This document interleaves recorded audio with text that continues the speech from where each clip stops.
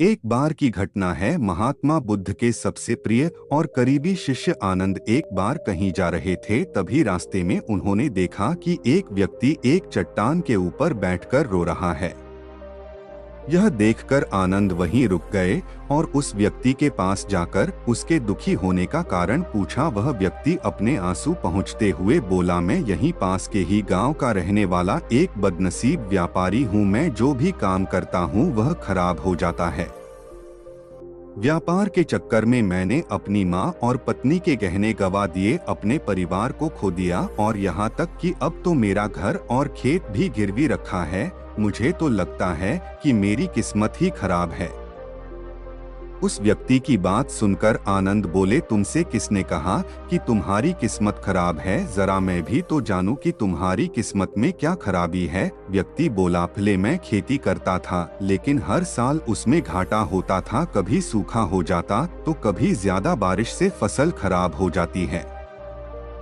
कभी आवारा पशु फसल को नुकसान पहुंचाते हैं तो कभी तरह तरह की बीमारियां फसल को बर्बाद कर देते। खेती से मेरे परिवार का गुजारा ठीक से नहीं चल पा रहा था, जिससे परेशान होकर मैंने खेती करना बंद कर दिया और व्यापार करने का निश्चय किया। मैंने पत्नी के गहने बेचकर अपना व्यापार शुरू किया, लेकिन मेरा व्यापार नहीं चला। शुरू में तो मेरे परिवार वालों ने मेरी आर्थिक मदद की, मेरा साथ दिया, लेकिन जैसे जैसे मुझे नुकसान होने लगा, मेरे परिवार वालों ने भी मेरा साथ छोड़ दिया और मुझसे दूर हो गए। अब तो वह मुझे देखकर अपनी नजरें फेर लेते हैं और मुझे ही अपने परिवार की गरीबी और दुर्दशा का जिम्मेदार ठहराते हैं।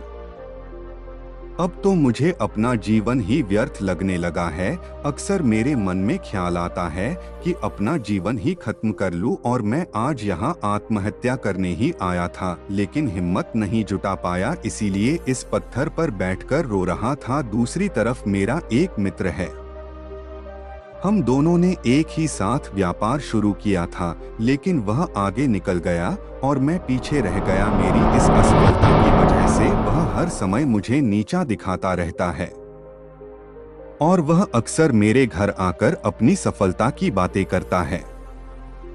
मेरे घर वालों को बताता है कि कैसे उसने इतनी मेहनत करके इतना अच्छा व्यापार बना लिया है, और वह अक्सर अपने फलते फूलते व्यापार के किस्से मुझे, मेरी पत्नी और मेरे माँ बाप को सुनाता रहता है, जिसे सुनकर मेरे घर वाले उसकी तो प्रशंसा करते हैं, लेकिन मेरी बुराई करते हैं, मुझे नकारा और कम दिमाग का कहते हैं। मेरी पत्नी और माँ मुझे बात बात पर ताने मारती है, जिससे मुझे बहुत दुख पहुंचता है और कई बार खुद की नाकामयाब पर क्रोध भी आता है, लेकिन मुझे समझ नहीं आ रहा कि मैं क्या करूं। यह सुन भिक्षु आनंद ने पूछा, तुम्हें किस बात का दुख होता है, अपने असफल होने का या फिर मित्र के सफल होने का? सवाल सुनकर वह व्यक्ति एक पल के लिए सोचने लग गया, फिर बोला, अगर सच कहूं तो मुझे अपने असफल होने का उतना दुख नहीं होता जितना कि मित्र के सफल होने का होता है।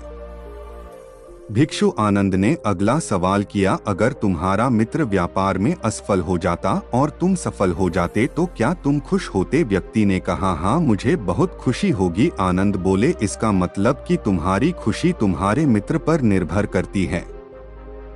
अगर वह चाहे तो तुम्हें खुश कर सकता है और अगर वह चाहे तो तुम्हें दुखी भी कर सकता है। तुम स्वयं से ना तो खुश हो सकते हो और ना ही दुखी हो सकते हो। भिक्षु आनंद की बातें सुनकर व्यक्ति कुछ देर के लिए सोच में पड़ गया और फिर बोला, आपकी बातें सुनकर मुझे कुछ आशा बन रही है।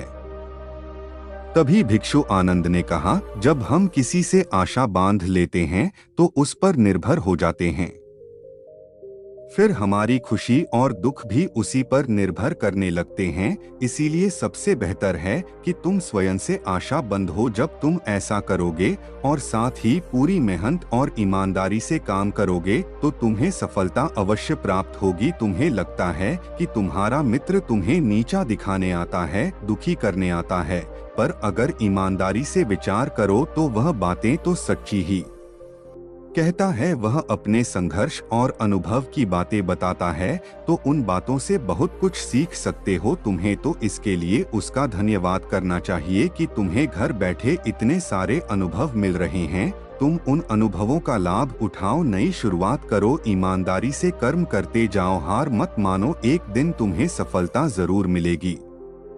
आज तुम जिसे अपना बुरा वक्त या बुरी किस्मत कह रहे हो, एक दिन यह बदल जाएगी और इसी के साथ तुम्हारे सोच और विचार भी बदल जाएंगे। और देखना, जब तुम्हारा अच्छा समय शुरू हो जाएगा तब तुम्हारा मित्र भी तुम्हें अपनी सफलताओं की कहानियां नहीं सुनाएगा, तब वह तुम्हें अपनी असफलताओं और परेशानियों की बातें सुनाएगा, ताकि तुम उसकी बातें सुनकर भ्रमित हो जाओ, तुम्हारा आत्मविश्वास डगमगा जाए और तुम गलत फैसला ले सको। लेकिन उस समय भी तुम्हें अपने ही बुद्धि का प्रयोग करना होगा, स्वयं पर विश्वास रखना होगा। जिस प्रकार तुम्हारा मित्र आज तुम्हें दुखी करने आता है, वैसे ही वह उस समय भी तुम्हें दुखी करने आएगा, क्योंकि जिस तरह उसे दुखी देखकर तुम्हें मजा आता है, ठीक उसी तरह उसे भी तुम्हें दुखी देखने में उतना ही मजा आता है। व्यक्ति ने कहा, आपने सही कहा महाशय, लेकिन मेरा सबसे बड़ा दुख यह है कि मेरे परिवार के लोग भी इसमें शामिल हैं।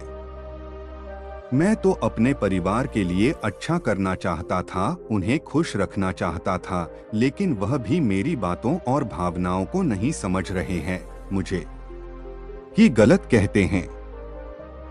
और पिछले कुछ समय से तो वह मेरे साथ भी नहीं है। भिक्षु आनंद ने उस व्यक्ति को समझाते हुए कहा, हम हमेशा चाहते हैं कि हम जो कुछ भी करें लोग उसके लिए हमारी प्रशंसा करें, लेकिन आमतौर पर ऐसा नहीं होता। लोग हमारे प्रयासों के तारीफ नहीं करते, जिससे हम दुखी हो जाते हैं। हमें लगने लगता है कि हमारे मित्र, रिश्तेदार, घर वाले सब स्वार्थी हैं।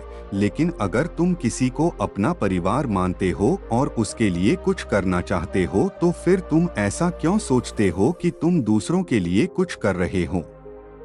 वास्तव में तुम अपनी खुशी के लिए कुछ कर रहे हो, क्योंकि उन्हें खुश देखकर तुम्हें खुशी होती है। अगर ऐसा करते समय यह मानकर चलते हो कि तुम दूसरों के लिए कुछ कर रहे हो, तो तुम दुखी रहोगे। लेकिन अगर तुम्हें लगता है तुम स्वयं के लिए कर रहे हो, तो तुम खुश रहोगे, क्योंकि जब हम स्वयं के लिए कुछ करते हैं या करना चाहते हैं, तो हमें इसके लिए सांत्वना की जरूरत नहीं होती। भिक्षु आनंद की यह बातें सुनकर उस व्यक्ति के चेहरे के भाव पूरी तरह से बदल गए। उसने कहा, आप सही कह रहे हैं मुनिवर, मैं समझ गया कि अब तक मेरी किस्मत इसीलिए खराब थी क्योंकि वह दूसरों के हाथों में थी। लेकिन अब से मैं अपनी किस्मत को अपने हाथों में रखूंगा, फिर से प्रयत्न करूंगा, पूरी लगन और ईमानदारी से काम करूंगा, और जब तक सफलता नहीं मिल जाती चैन से नहीं बैठूंगा। उस व्यक्ति की बात सुनकर भिक्षु आनंद मुस्कुराए और उसे एक छोटी सी डिबिया देते हुए कहा, इस डिबिया को हमेशा अपने साथ रखना। इसमें एक ऐसा मंत्र है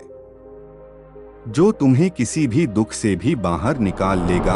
लेकिन इस डिबिया को तभी खोलना जब तुम्हारे सारे रास्ते बंद हो जाएं, कोई उम्मीद नजर न आए और तुम्हें लगने लगे कि सब व्यर्थ है, यह दुनिया व्यर्थ है और यहाँ रहना भी व्यर्थ है। व्यक्ति ने भिक्षु आनंद का धन्यवाद किया और उस डिबिया को लेकर अपने घर वापस आ गया। उसने नए उत्साह के साथ दोबारा अपने व्यापार की शुरुआत की और इस बार उसका व्यापार चल निकला। अपनी मेहनत और लगन के बल पर बस कुछ ही सालों में वह एक महान व्यापारी बन गया। उसके परिवार वाले भी उसके साथ आ गए और उसका जीवन बहुत ही सुख शांति और समृद्धि के साथ बीतने लगा। लेकिन समय और किस्मत के खेल को आज तक ना कोई समझ पाया है और ना कोई समझ पाएगा। यह सदा एक जैसा नहीं रहता, यह बदलता रहता है। उस व्यक्ति के जीवन में भी बदलाव आया। वह व्यक्ति जिस राज्य में रहता था, उस राज्य पर बगल वाले राज्य के राजा ने हमला कर दिया। उस हमले और लूट मार में उस व्यक्ति का सारा धन भी लूट लिया गया। उसकी दुकानें और घर सब जला दिए गए। जान बचाने के लिए वह अपने परिवार के साथ वहां से भाग गया। व्यक्ति अपने परिवार के साथ कई दिनों तक इधर उधर भटकता रहा।